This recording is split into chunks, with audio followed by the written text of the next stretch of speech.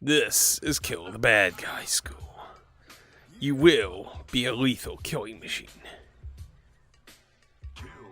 You will ensure they won't survive. You will make sure they will not harm others. They're scum. They aren't necessary in the world anymore. They only harm and hurt and injure others. They are scum and they are to die. And so, your training is complete, student. Now go. Kill the bad guy. Long, long ago, Jimmy, there was a title.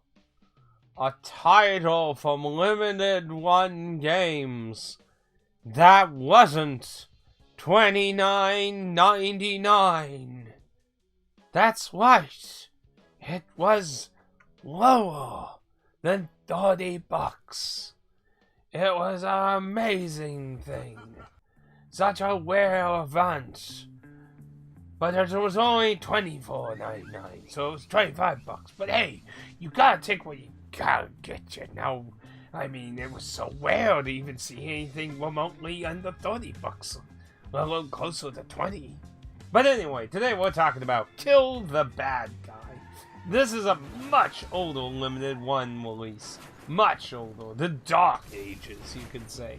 This was a bizarro title that they released. This is more of a casual kill time kind of game. It was only released physically on PS4. But it is available on the Switch, Xbox One, PC, and it was made using Unity, which of course, as you know, Unity can sometimes have its problems sometimes. So this is a puzzle game, and it's definitely has a little bit of a mobile vibe to it, as the stages are all awarded stars. You can either just go with the intent of trying to beat all the stages, or try for those high scores with different objectives and things. Get those gold stars, and those gold stars will unlock additional little bonus stages, which aren't required, but have additional jokes and memes and challenges to them. But the general levels of Kill the Bad Guy is you're an assassin who's being sent out to kill the bad guy. And each mission, you're doing that very thing. Using vehicles, bombs, traps, and mayhem in the city to kill the bad guy. Each mission will give you the name, location, your primary objective, which is to kill the bad guy. You'll have a secondary objective where it'll challenge you to usually kill the bad guy or accomplish something on the map unique.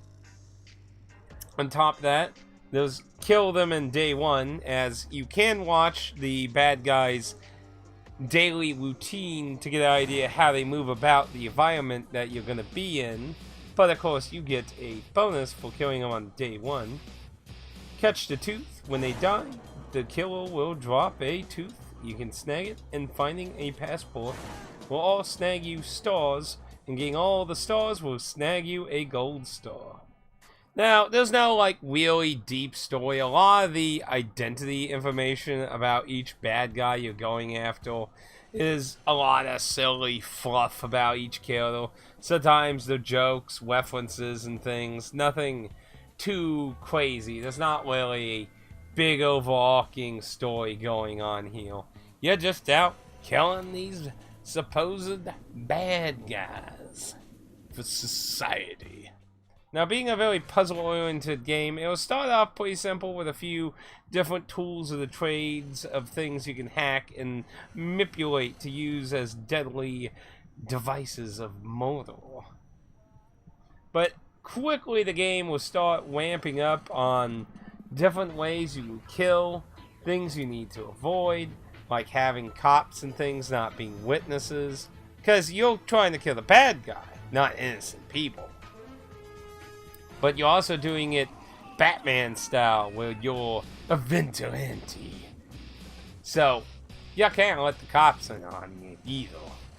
But the game does ramp up in difficulty of trying to figure out how to kill the bad guy over time. The last few stages get really involved in how you have to go about murdering the bad guy. Especially the final stage. That one gets quite crazy hard. As said, the game does provide like a very mobile sense with the star scoring system, telling you the levels you have achieved, total stars, total score, and that. It definitely really commits to a very replay value, which kind of makes it kind of strange that Limited One games never really went to go do a Switch version.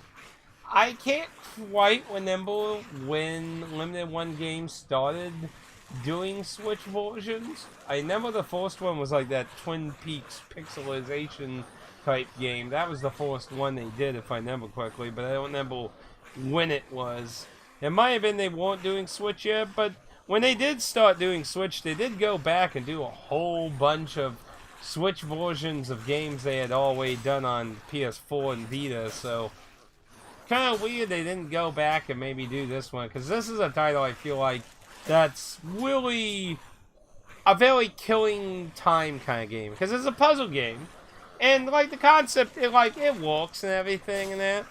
It is a Unity game, so it is a bit janky. There is a little bugginess here, and some funny ragdoll physics. This is definitely a game that does benefit from ragdoll physics, but some of the physics-engined weapons, like the crane ball and that, can sometimes play against you. Ultimately, each stage is going to be its own playground of trying to figure out everything you can interact with and the benefits of how you can use it to kill the bad guy and achieve any other goals. The bonus stages, I said, there's one bonus stage for each page. So there were 6 pages, so there were 6 bonus stages. And I never got to do the 5th or 6th bonus stage. I never got enough stars to get to them. But I did do 4, 3, 2, and 1s. But I never actually beat 1 or 4. But the bonus stages are just extras. There's, like I said, there's no overarching huge storyline going on with the game. It's a little fun for the puzzle aspect and the theme of the game, and like the opening song is funny with the game, but this is the kind of game that feels best for on the go to kill time on your Switch, your handheld. It doesn't feel like something you would want to consciously really sit down and play over a whole bunch of other games, honestly, in my... Well, its theme and concepts are all nice and dandy and they're fine, but definitely the thing that hurts it is its price, in my opinion. Now, if you get it on PC, which as far as I can tell it's only available on Steam, you're looking at a simple $4.99 price, and on top of that, the Steam version actually has more content. They added like a multiplayer aspect to the game, playable up to 16 players with a competitive mode. So you actually get more in the Steam version compared to the PS4 version's physical version for a vastly less price. Now, the Limited One version came out originally as $24.99, which, you know, like, gasp, really? Because, you know, I'm not sure the last time they've even had anything under $30. Even then, it was not super common, but it was definitely more common back then than it is now. Like, I can't really think of the last time there was a title that was that low with Limited One games. It's pretty rare to see anything under $29.99. And yeah, for $25 on the PS4, I feel like there's so much more things you could get worthwhile, even if you just were looking for puzzle games in general. Like I said, I like the idea of the game, and it works fine for the most part. I didn't run into any crashes, game-breaking bugs or anything. Sometimes some janky physics, because, again, it's a Unity game, but it's just definitely better for on the road killing time experience in my opinion. So $25 is, yeah, kind of a pricey thing, especially when the Steam version's so much cheaper with more things, but no DRM free as far as I'm aware of. Now, if you're curious to check out the physical release, good news! This game is very easy to find for about $15-20 range. And if you're really patient and lucky, looking back at the price charting, you can see a few people even snagged copies between $10 to $15. A few 12, and here's one where somebody got for $7.60. So, this game's not super hard to get, because I mean, $25 isn't really expensive to be fair, but this isn't a really long, intense game either. Like I said, later stages, and you're going to have your occasional stage that might throw you through a little bit of a loop of trying to figure out what to do, but overall, you should be able to bumble your way through all the main stages for the most part, with some trial and error. The stages are usually pretty quick for the most part. Some of the problems featured that I experienced when playing through the game, sometimes there's a cracking sound in the music sometimes. It seemed to happen the longer sessions went. In some of the stages, when messing with things on the edges of some of the stages, sometimes you could have some odd cases of things becoming inactive, incapable of being inactive, or just vanish, which can suck sometimes with things like the teeth that are dropped by the bad guys. And sometimes you can encounter lag spikes, while not detrimental to the game, can mess up timing with sawn traps, leading to mishaps, which obviously if you're going for gold stars can be very annoying. But otherwise, to then run into any instances of the game crashing or anything. Overall, this isn't a game anyone's likely going to be dying for in a collection or to play. It's not a horrible game by any means, but it's kind of like that kind of game that you just would dig through the bargain bin at GameStop that are like 5 and under and be like, oh, a little puzzle game. But yeah, $20 and over when it first originally came out, yeah, quite a bit much.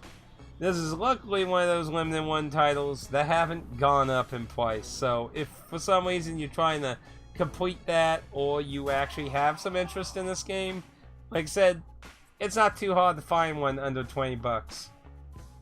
You're gonna find it usually around $20, but you can find copies under $20 here and there if you're a little more patient. Like right now, there's there's 3 of them that are under $20 at the 15 and the 18 range, so they're out there. They exist, and it's not hard to get, but unless you're a hardcore puzzle person or you really vibe with the whole theme of the game, this is probably more of a pass unless you just happen to somehow stumble into it super cheap. But otherwise, I don't think this is like a gigantic game to be sad about. There's not really any real spoilers to go into. Like I said, there's no real story. I mean, like I said, there is information about each individual targets, and sometimes they do reference other killers here and there. Be like, oh, this is the brother, or these two work together, or things like that. But yeah, overall, I would give Kill the Bad Guy a very... I know, like, a lot of times to say, like, for a physical release, it's... You're usually going to expect a $19.99 price tag, because, you know, anything cheaper for a brand new physical title is just not really earning money. But this is the kind of game I just gotta say, it's a really, but like, you know those like really budget games, like the budget ones, the ones that are really cheap. This feels like a really more of a $10 experience in my opinion, honestly. Like, and like I said, you know, the Steam version's always super fucking cheap, so Like, that's a steal there on Steam. If you don't mind Steam versions and that. Like, that's a steal for the game as it is. It's hard to really justify getting this game for more than $10, honestly. So you might be like, how much is it digitally on the other consoles? As I said, it's on Switch, Xbox, and PlayStation. So, it's $4.99 on Steam, and we usually don't see prices usually too different too often. Usually when they are, they're with the mobile version. Well, the bad news is this is one of those kind of instances where they up the price on console, which is kind of crazy considering, like I said, there is more content on the PC version. But it's $6.99 on all consoles, $4.99 on Steam. But yeah, those are my thoughts on Kill the Bad Guy. This is an older title I had finished, and it's just been sitting in my stack of games to review. Next title should be a much more interesting title. Needed to do a little bit of a quickie, and well, Kill the Bad Guy kind of been sitting there as a quickie title. I've just been focusing on more bigger titles, but I do have a few bigger titles that I plan on trying to spend a lot more editing time on. Regards, you know, we got Zelda, and of course The Hero Must Die, which is something I've been sitting on for a while too. That one specifically needing some research with its mobile version, so I'm going to be trying to work on those in the future here. So hopefully you excuse the shorter title for today of that, but hopefully it'll be worth it for a more interesting future title. Anyway, if you feel like you learned anything interesting today, feel free to leave a like, and if you feel like you didn't learn anything at all and you forgot to kill the bad guy, feel free to leave a dislike, guilt-free. And until next time, be careful on those streets. You never know who's targeting you. Or your little copy of Earthbound, too.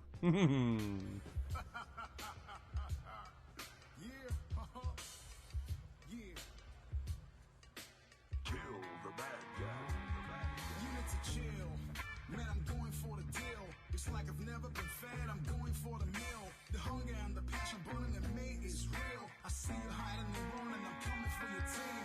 Pluck 'em, pluck 'em, pluck 'em, pluck 'em, pluck 'em. I sent a few punches their way, and I'ma wreck 'em. If I don't get you today, I'll get you another day. Crap don't pay, but the snakes got away, I'm on the case. Set you up without a trace, wipe your old squad out, take you by surprise. Hit you where you least expected, where you rested. Understand this, there ain't no rest for the bandits. Accomplished what I'm